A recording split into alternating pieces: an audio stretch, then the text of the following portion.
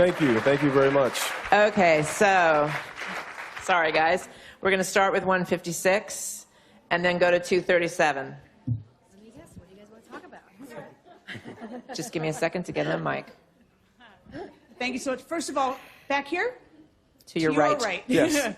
Hi there, Margaret Carrero with KNX Radio here in Los Angeles. First of all, congratulations. Such a phenomenal film. Thank you. Just have to get reaction to what went through your head when La La Land was announced the winner, and then just a couple minutes later, it came for you guys, for Moonlight. I think all the movies that were nominated were worthy, so I accepted the results. I applauded like everyone else. I noticed the commotion that was happening, and I thought something strange had occurred.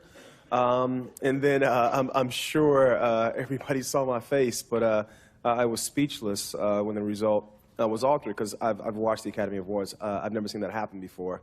And so it made a very special feeling, even more special, but not in the way I expected. Yeah. Yeah. We're going to 237 and then down to 269. Big congratulations to you guys. I must say this film feels a bit life-changing because it's such an experience of filmmaking. For us as audience members, for you guys being so involved in the project, what will you remember the most about this life-changing experience for you? The last 20 minutes of my life have been insane. I don't think my life could be changed any more dramatically than what happened in the last 20 or 30 minutes. But I also think, too, working on this film with everyone here, all the cast that is somewhere drinking champagne, I'm sure, it's just been otherworldly, I will say. And I never expected so many people to see the film, but even a step further, so many people to see themselves in the film. I was in Germany, and this guy stood up and said, you know, I'm from rural Germany. You know, in 20 minutes into this film, I didn't see Alex Hibbert, I saw myself. And that was how I felt in working on it. I had one idea of what I was doing, and then I realized that everyone else was bringing this other thing that was much more beautiful than my idea could ever be. So, yeah, beyond life-changing. Oh. 269, and then we're going to 14. Right over here. Congratulations again. Given the impact that Moonlight has had, do you think that this will help break down barriers for more stories about LGBT people of color? The hope that we have today about telling stories is that those people, the ones who we are leaning on to make those stories, were watching and found a platform that they saw they could stand on. I remember sitting back somewhere watching Dustin Lance Black, Except for Milk, and thinking, maybe one day me, and here I am. So if that's any indication, I hope we are moving in that vein. I hope the storytellers up here and their proud journey here can imprint on someone out there watching, that they too can stand here too, and also tell their story as daringly, as intimately as possible. I might just add, sorry, because we didn't get a chance to thank our courageous distributor, A24.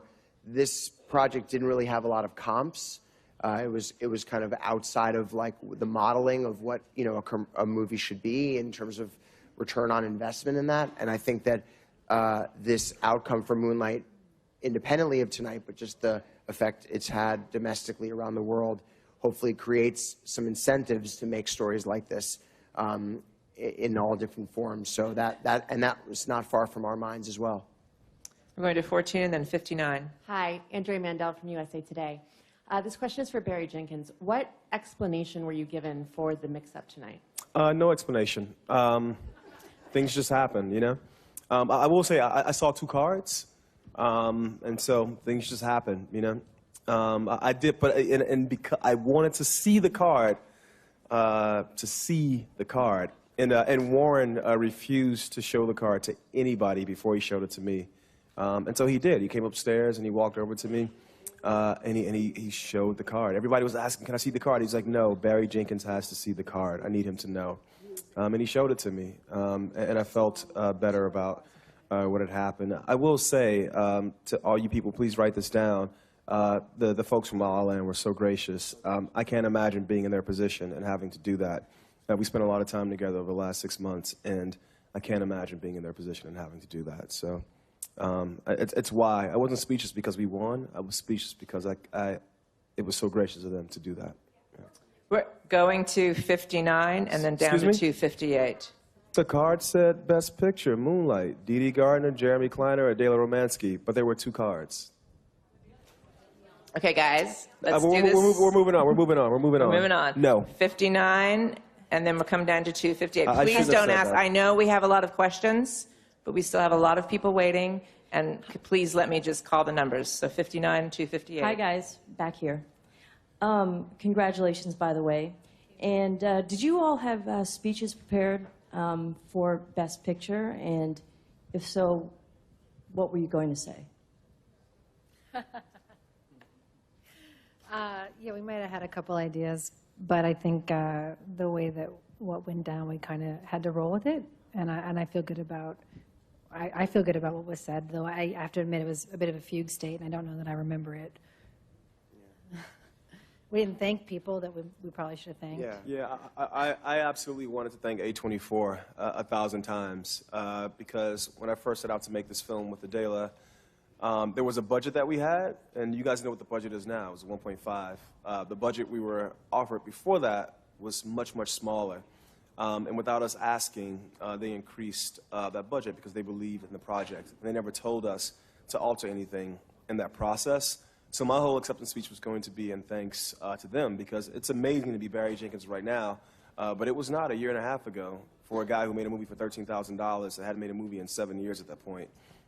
So I was going to give as much love to them as I possibly could with my time on the mic. And it's unfortunate that things happened the way they did, but hot damn, we won Best Picture. So we're going to hold on one second, 258, and then we need to wrap it up with number 5 in the back. Hi, anyone can answer this, but I know, Barry, for you, this has been a long time coming, and it's been a long journey for you. And I think, ironically, the story or the themes told in La La Land could apply to you as well. And I wanted to know, like, what are your feelings toward Los Angeles and this city and the people in it? I love LA. How could I not right now?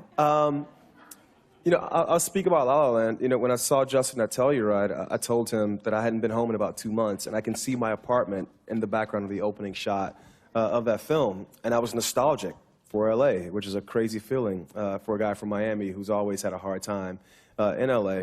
But you're right, this is the fulfillment of a lot of things. And I also would have thanked Darnell Martin, who gave me my first job in this city. You know, she took Chiron and said, hey, come be my assistant and learn everything I have to teach you. So a lot of things have come full circle right now. This circle is much bigger than I ever could have imagined for myself or for this film. But it feels good, man. You know, and I guess anything's possible because most of the voters who voted us Best Picture, they reside here in Los Angeles, and yet they voted a film about a marginalized character from a marginalized community told in a very unorthodox way into Best Picture. So God bless LA. And we're going to wrap it up with number 5 in the back. How you doing? I'm doing good. I know you are. Congratulations. Denai Morari, BET. It's a two-parter. First off, why do you think that this story resonated so deeply with audiences? And secondly, how do you think that winning this Oscar is going to change your life or your career? I mean, my career, that part's pretty clear. You know, I write an email, somebody's going to reply at this point. Or I make a phone call, somebody's going to call back. So that part is cool. But why this film? You know, I can't say. I kind of took it off the table when we came to making this. I mean, Terrell put so much truth in what he wrote in the piece in Moonlight, Black Boys Look Blue. I tried to take that truth and manifest it on screen. And the only thing I could speak to was that whatever authenticity, whatever fire this guy had in his belly, people saw it, and they reflected the same fire in their belly. Barry does this often where he deflects the fact that, you know, sure, I may have brought my truth to the table in the original script. However, what Barry continued to do when he rewrote the script and when he started shooting, when he started casting, when he was working with those actors, was continue to see himself in those moments, those intimate moments. And everybody can relate to that because we all know that moment that we felt awkward. Because Barry found the moment he was awkward and he put it on screen. And so for me, that's the lightning rod that keeps bringing people back. We're putting our true feelings, our true selves there. And this man did it, you know, in 25 days with a cast and crew who was in and out in Miami in the dreaded heat. But we did that with love and compassion and fullness. And I think that's what keeps bringing people back to the cinema. Thank you so much, and congratulations. Thank you all. Thank you, guys.